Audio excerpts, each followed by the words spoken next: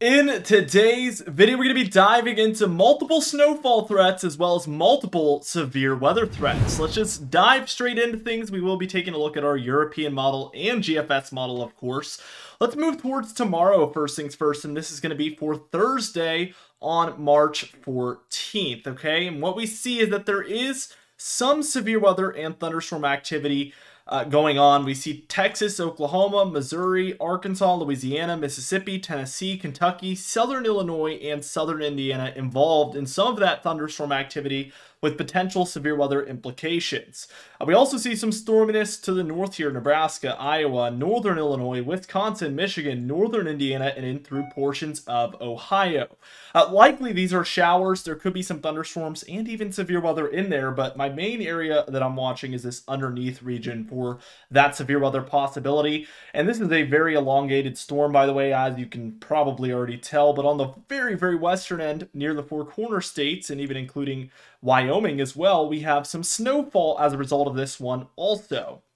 By the time we reach Friday afternoon on March 15th, what we see is a lot of this snowfall is moving further and further south, now even including California, Nevada, Arizona, Utah, Colorado, and Utah. And then we see these thunderstorms and severe weather around for Texas, Arkansas, Louisiana, Mississippi, Alabama, Tennessee, Kentucky, and some surrounding Ohio Valley states also.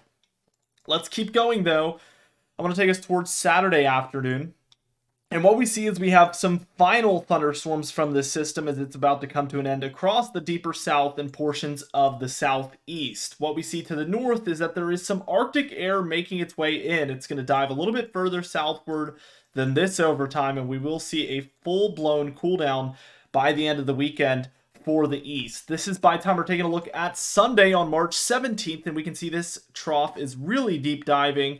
It's still on its way in, but it is moving in quite rapidly. A lot of this is due to this rising warmth throughout the west. We call this a positive PNA. And what this does is surging warmth out west causes all of this cold air to have to funnel into this trough in the east. We see this time and time again. By the time we're reaching Monday, we see this cool down has fully overtaken the east, Monday the 18th. We see a lot of brutal Arctic air here for the time of year, especially throughout the Midwest, Great Lakes, Ohio Valley, Northeast, and even the Mid-Atlantic here, where there is some snowfall showers, as you can see, present throughout this Great Lakes and Ohio Valley region, as well as some of the Northeast in there as well. A lot quieter out west, although we do expect that to change a little bit here. Let's take a look at Tuesday on the 19th. Still very cold in the east here. Unfortunate. I mean, today I was gardening. I was in the backyard. It was like 75. Beautiful. It's hard to imagine that by the time we're looking at next week, early next week, it's going to be quite the opposite. I mean, 20, 30 degrees colder than it is right now. So a huge drastic turn in the temperatures is expected very, very soon. By the time we're reaching Wednesday here on the 20th, what we see is that this trough is slowly but surely moving out as we have some warm air trying to rise up in the east, and we even have some cold air trying to push into the west, which would really cause a trough in the west, ridge in the east pattern. So we do expect that to potentially start to develop, and we do see it developed by this point on Friday the 22nd here of March.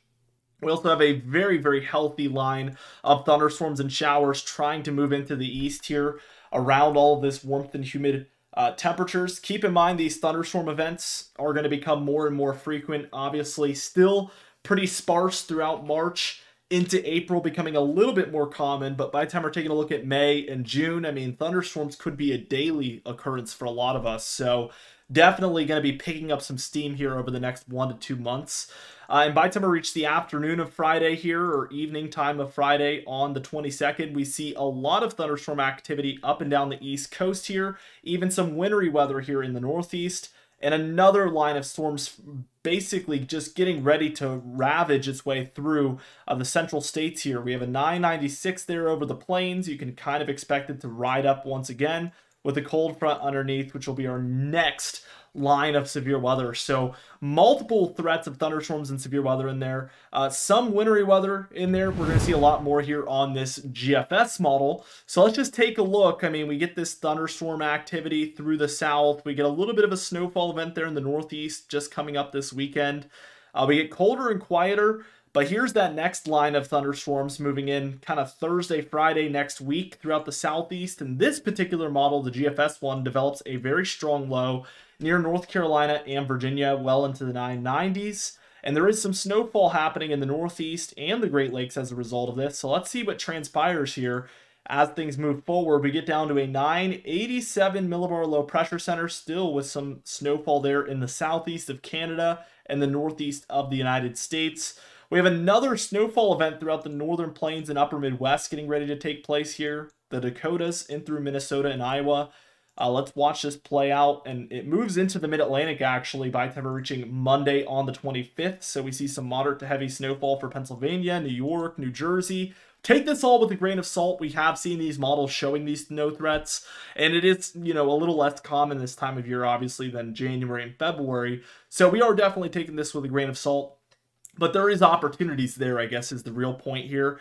By the time we reach Tuesday on the 26th, we see another strong low over Missouri with some snowfall for the upper Midwest once again. Thunderstorm and severe weather activity underneath. So for all of these areas here, we're watching potential for thunderstorms, showers, and even severe weather within there. Definitely a very, very active upcoming pattern, as you can see.